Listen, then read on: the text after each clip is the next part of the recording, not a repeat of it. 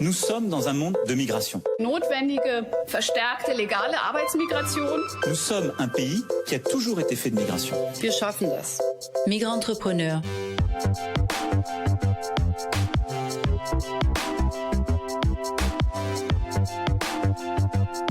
Bonjour et bienvenue dans notre deuxième épisode de Migrant-entrepreneur. Migrant-entrepreneur est une série de podcasts franco-allemandes issus d'une coopération entre le programme de dialogue européen de la Fondation Friedrich Naumann et le Voix franco-allemand de la jeunesse.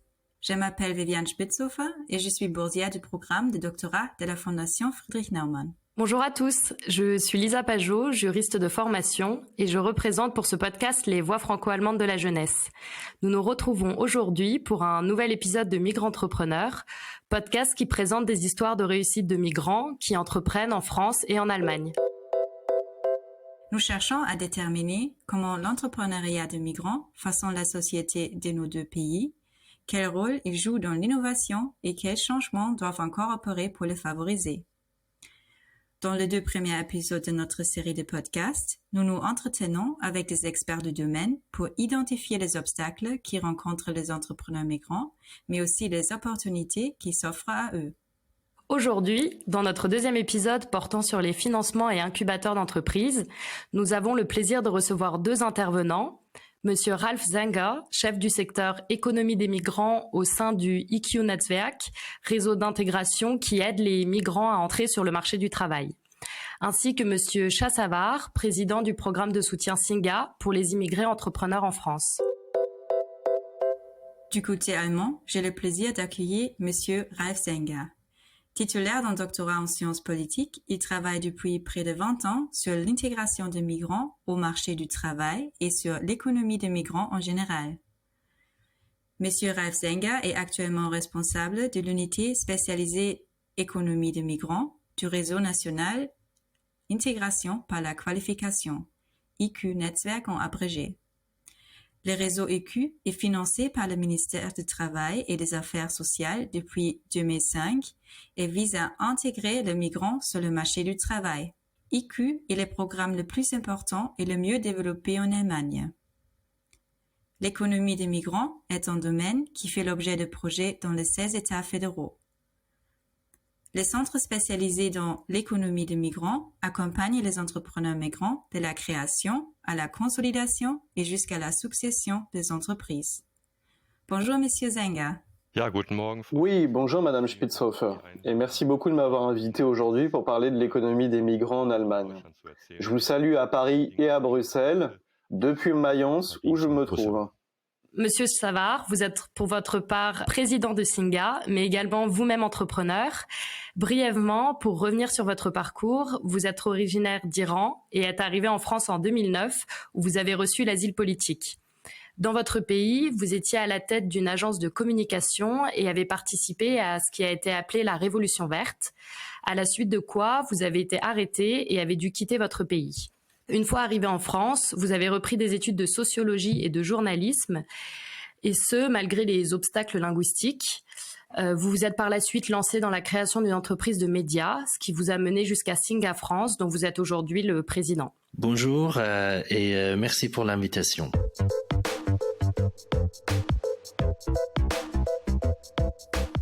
Monsieur Zenger, dans notre premier épisode, nous avons discuté du fait que les migrants-entrepreneurs sont un groupe très hétérogène, avec des parcours également très différents en matière d'éducation et d'emploi. Pour cette raison, le programme de soutien devrait principalement cibler l'individu, ce qui signifie que le paysage de soutien devrait être aussi hétérogène que le groupe lui-même.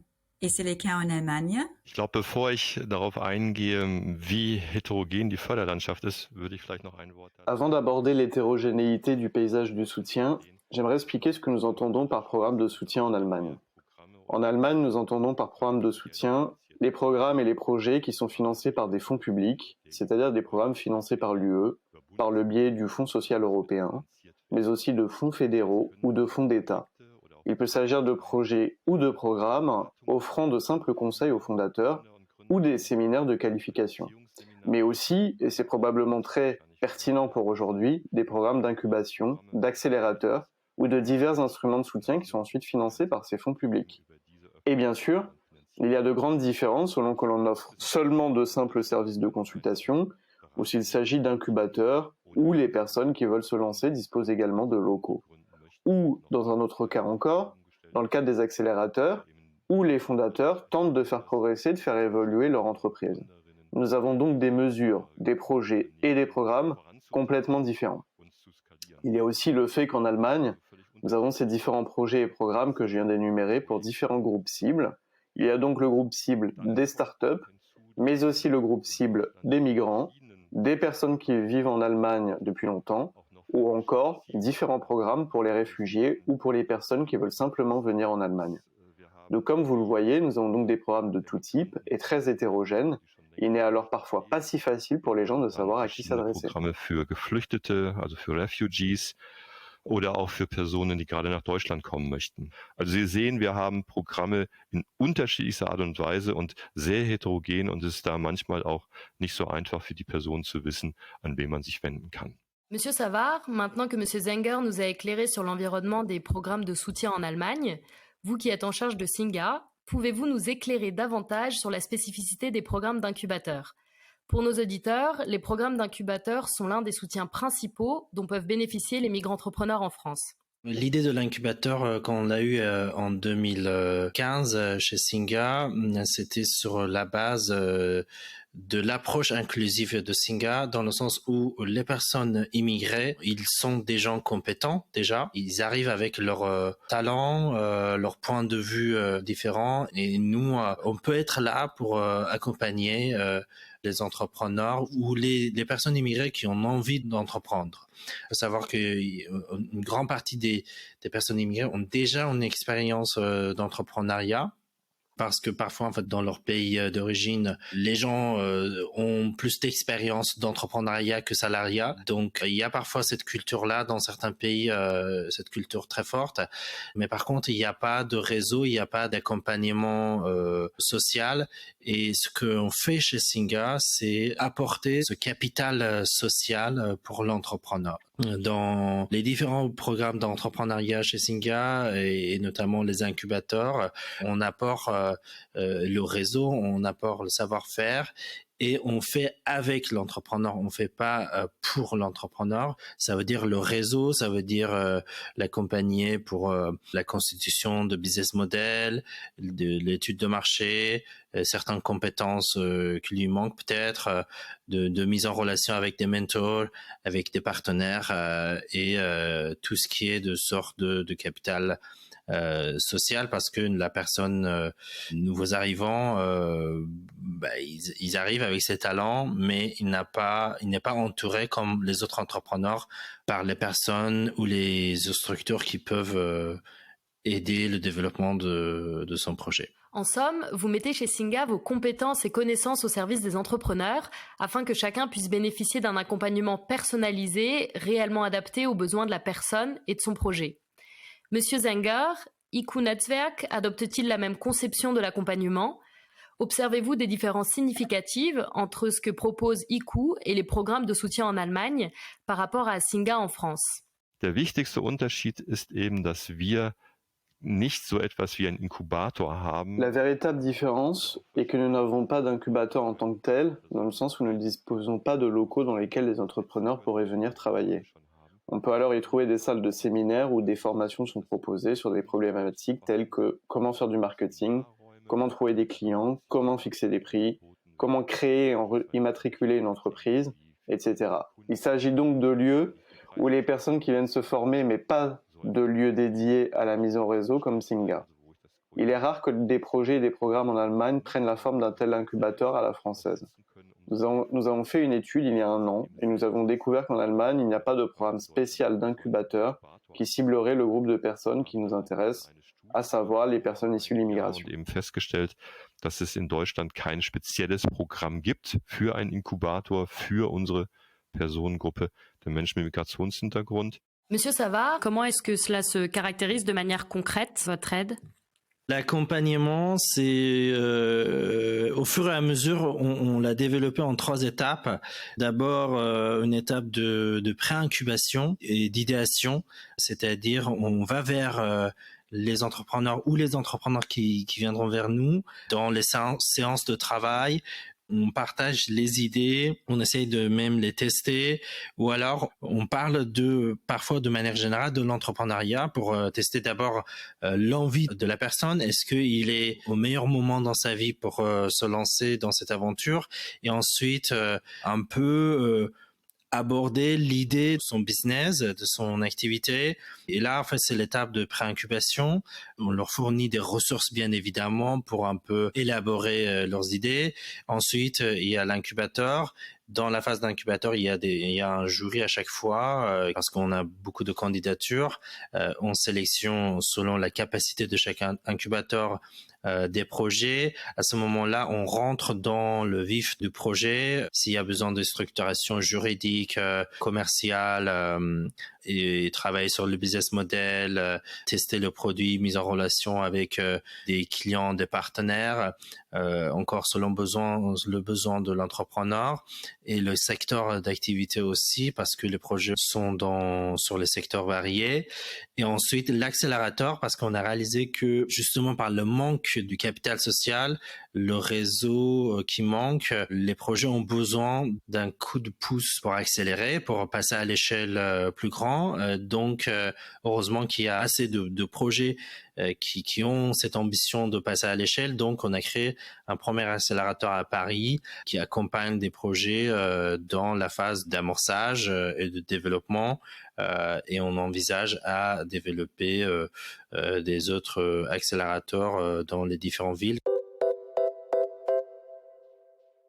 Monsieur Zenger, les services de conseil du Q fonctionnent-ils selon un schéma similaire?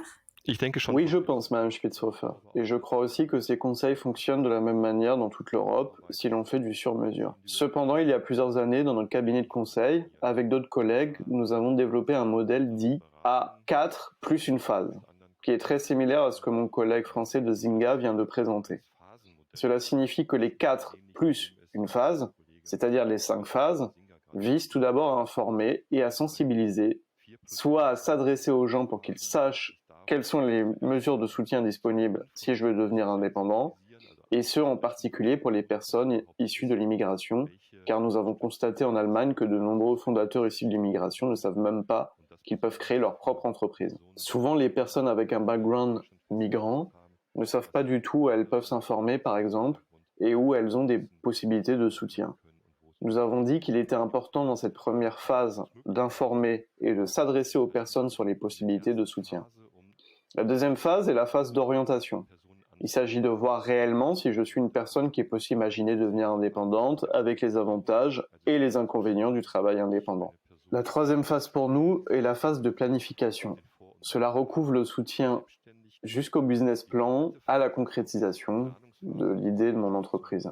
Puis la quatrième phase, le soutien au démarrage. Soit les formalités, l'enregistrement, comment ça se passe avec le financement, avec le loyer, comment on peut soutenir cela. La cinquième phase, enfin, démarre lorsqu'a commencé son activité. Comment se passent les 2-3 premières étapes? Donc non seulement où est mon premier client, mais où est mon deuxième, mon troisième, etc. Nous devons donc voir comment nous pouvons soutenir les personnes individuellement.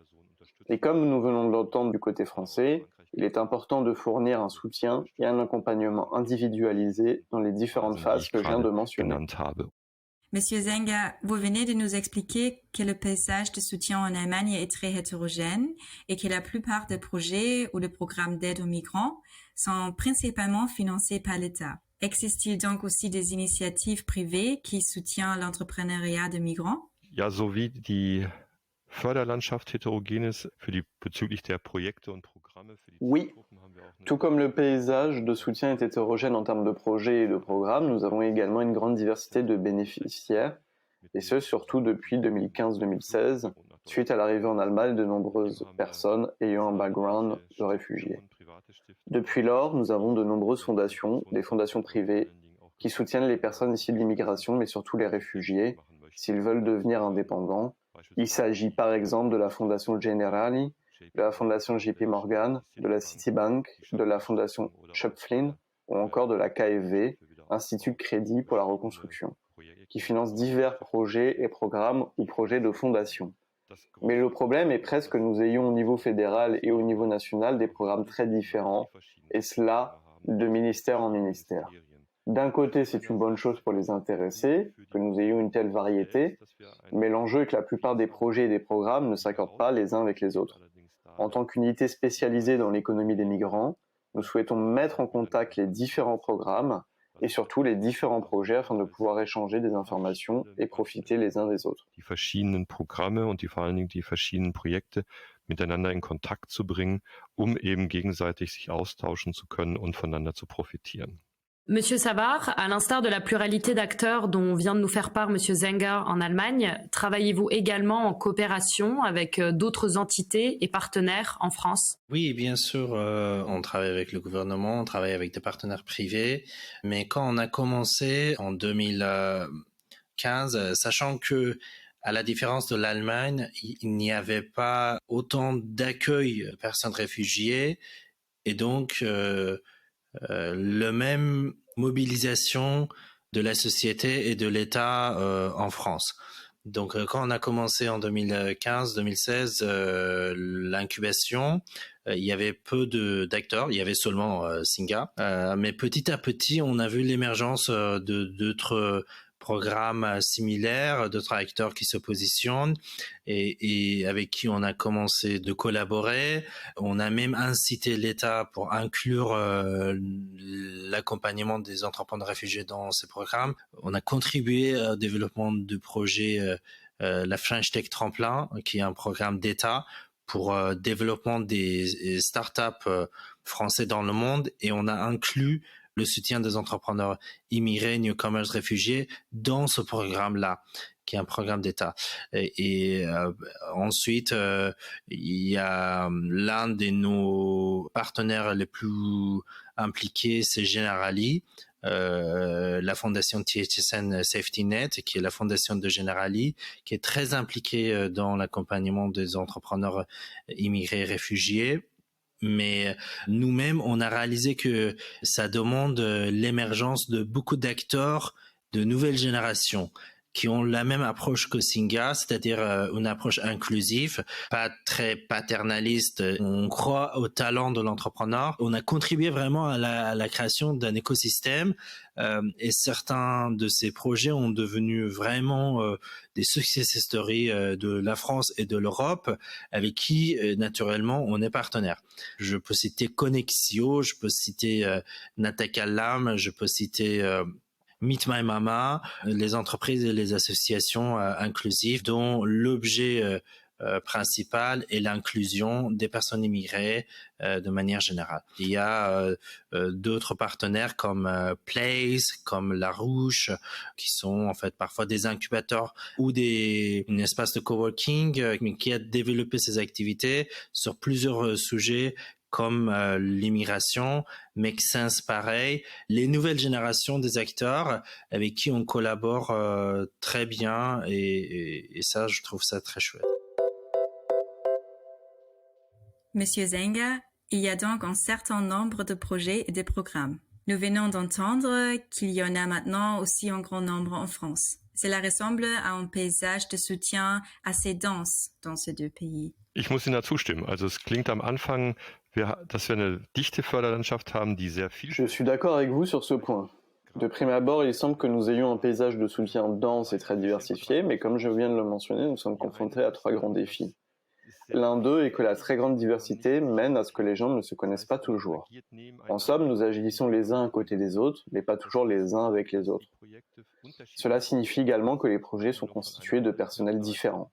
Parfois, il ne s'agit que d'un demi-poste de personnel, et parfois de 2, ou même de 2,5 postes.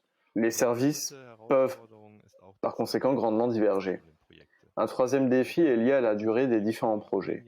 Certains projets ne durent qu'1 an, d'autres 2, et d'autres ont peut-être 3 ans. Outre la diversité et la variété, c'est un grand défi, en particulier pour les projets, car une fondation ou la consolidation d'une fondation ne se fait pas en 6 mois ou 1 an. Et cela engendre des difficultés que nous n'avons pas en Allemagne, un soutien institutionnalisé plus fort pour les groupes cibles spéciaux, dont font notamment partie les réfugiés et les personnes issues de l'immigration. Un soutien renforcé permettrait d'accompagner et de soutenir ce groupe sur une plus longue période de temps, au moins de 3 à 5 ans, afin de rendre ses fondateurs et leurs projets vraiment solides, de sorte qu'ils sont prêts pour le marché et puissent trouver leur place. Donc oui, hétérogène et très diversifié, mais malheureusement souvent à trop court terme et aussi pas souvent suffisamment doté en personnel pour que le groupe cible puisse être bien accompagné individuellement. Also ja, heterogen, ja, sehr vielfältig, aber leider häufig zu kurzfristig und auch nicht immer personell so ausgestattet, dass die Zielgruppe auch individuell gut begleitet werden kann. Comme nous venons d'en faire mention, on observe de manière générale que les entrepreneurs immigrés profitent de moins de services de soutien que les entrepreneurs natifs, notamment concernant les financements. Quelles solutions pourrait-on, selon vous, y apporter, Monsieur Savard? Oui, effectivement, au cours de nos activités, on a réalisé que les entrepreneurs immigrés, réfugiés, ils bénéficient beaucoup moins et la taux parfois de réussite est pas aussi élevé que les entrepreneurs locaux. On a fait notre étude interne et on a réalisé c'est dû au financement.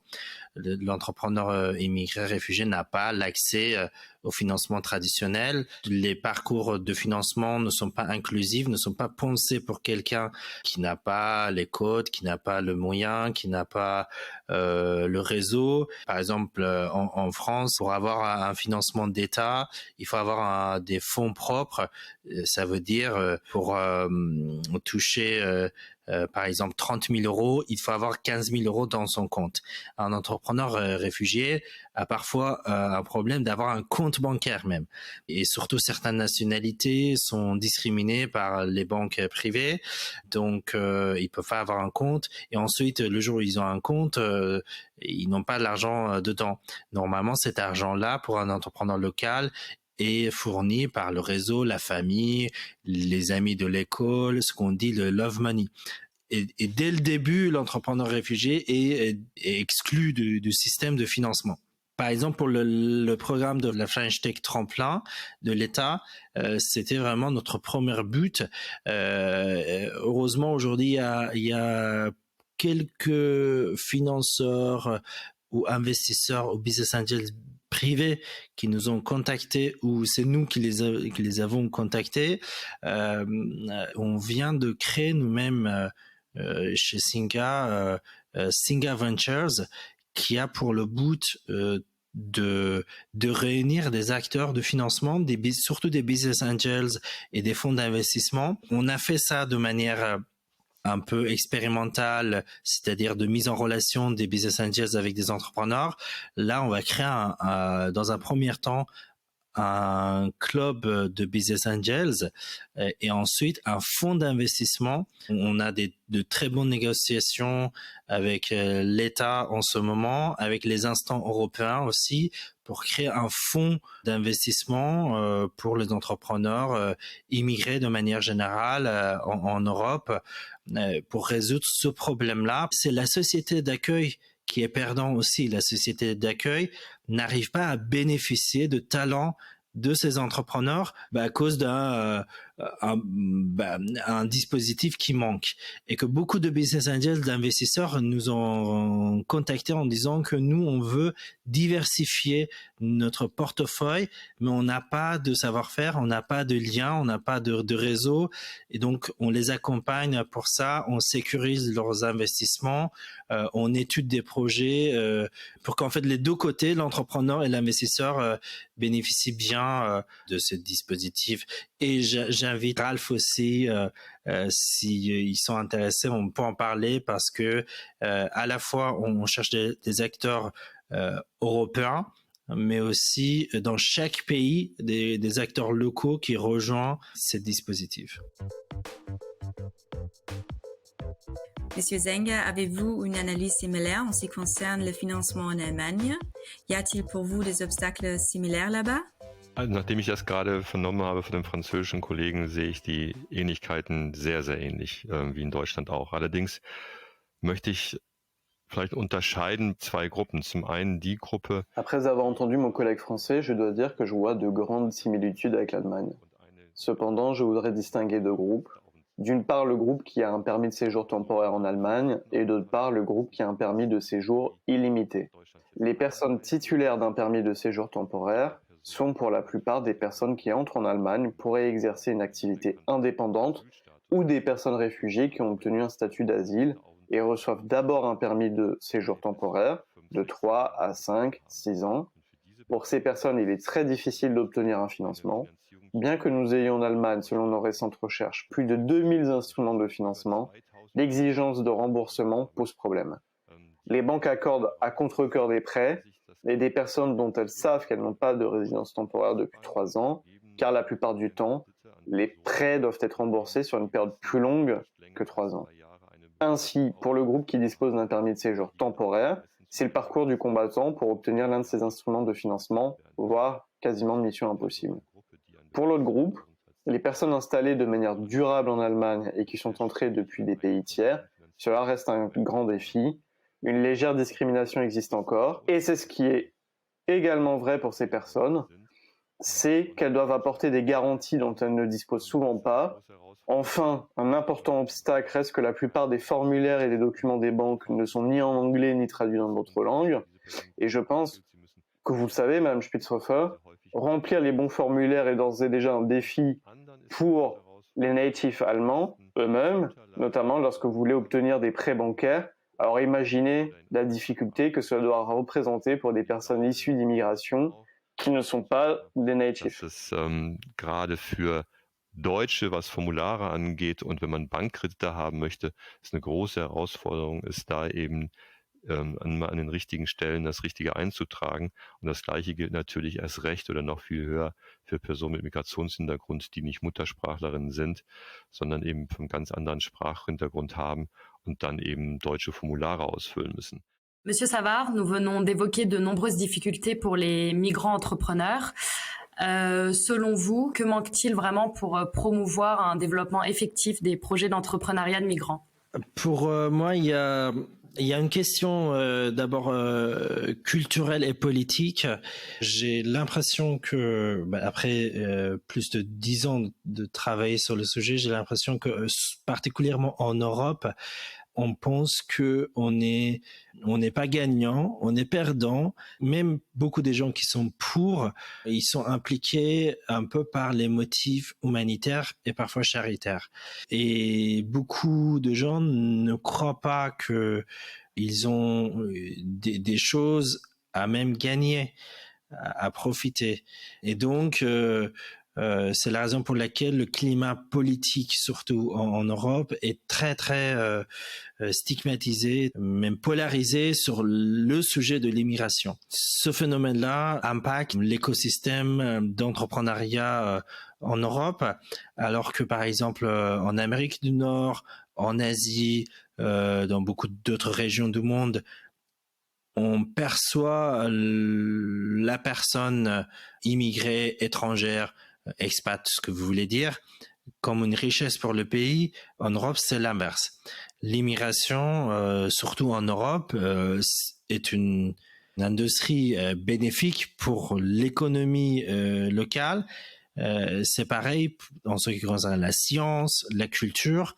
Et du coup, à mon avis, il faut changer cette perception. Ça demande un travail politique et culturel pour que les sociétés européennes comprennent vraiment que s'ils profitent pas, ils bénéficient pas de l'immigration, ils vont perdre vraiment leur place, ce qui est même déjà le cas dans le monde. Alors que les autres pays, régions du monde, j'ai mentionné les États-Unis, le Canada, mais aussi le Brésil, la Chine, l'Inde, la Russie, de leur manière chacun, ils essayent d'être de plus en plus ouverts et actifs sur l'immigration parce qu'on est dans un monde où le mouvement, le déplacement, la mobilité est beaucoup plus facile.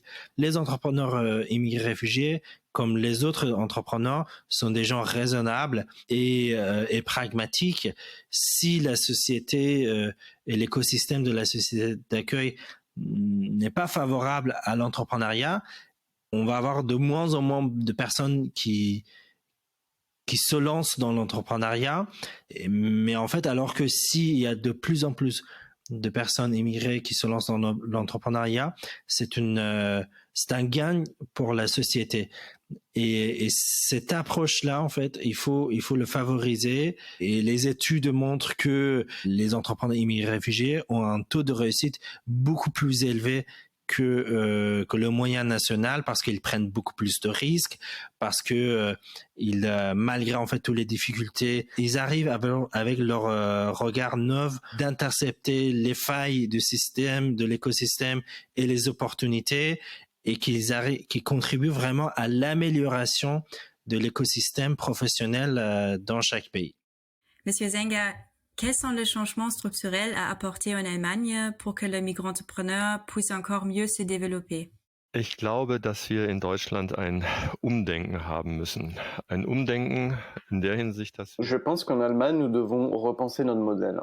Repenser dans le sens où nous devrions accepter la diversité et la différence. Cela signifie par conséquent que nous alignons également les services de soutien sur ces différences et que les projets dont j'ai parlé plus tôt et les programmes qui sont très diversifiés aient également la possibilité d'obtenir un certain financement régulier ou une institutionnalisation afin de pouvoir servir cette diversité qui existe en Allemagne. D'un point de vue structurel, bien sûr, ce que j'ai dit plus tôt à propos des instruments de financement est également important. Nous devons disposer d'instruments financiers pour soutenir et renforcer ces petites et micro-entreprises et réfléchir à la manière dont nous pouvons simplifier l'entrée en Allemagne de personnes venant de l'étranger pour y créer une entreprise afin que l'accès à l'Allemagne devienne plus facile. Néanmoins, malgré tous ces défis que je viens de décrire, je crois que nous sommes sur la bonne voie en Allemagne. Enfin, un fondateur sur 4 ou une entreprise sur 4 est déjà dirigée par une ou des personnes issues de l'immigration. Je pense que cela ne se reflète pas encore assez dans la société, notamment en ce qui concerne leurs considérations. Mais encore une fois, j'ai le sentiment que nous sommes sur la bonne voie. Cela se traduit également par une sensibilisation accrue du public aux personnes issues de l'immigration. En ce qui concerne le paysage de l'aide, il existe encore de nombreuses options et ressources qui peuvent être renforcées. drückt sich eben auch in viel mehr einer stärkeren Öffentlichkeitswahrnehmung aus von Menschen mit Migrationshintergrund. Aber was die Unterstützungslandschaft angeht, da gibt es noch viele Optionen und Ressourcen, die gestärkt werden können. Un grand merci à vous deux pour ces contributions passionnantes. Nous avons entendu qu'il existe un large éventail de programmes de soutien et de possibilités de financement en Allemagne et en France, mais que les obstacles pour le migrant sont encore beaucoup trop importants dans certains cas, menant à la perte d'un potentiel précieux. Les structures de financement sont hétérogènes, mais il manque encore une consolidation de projets et de programmes qui ne sont souvent actifs que pour une courte période. Merci à vous de ma part également.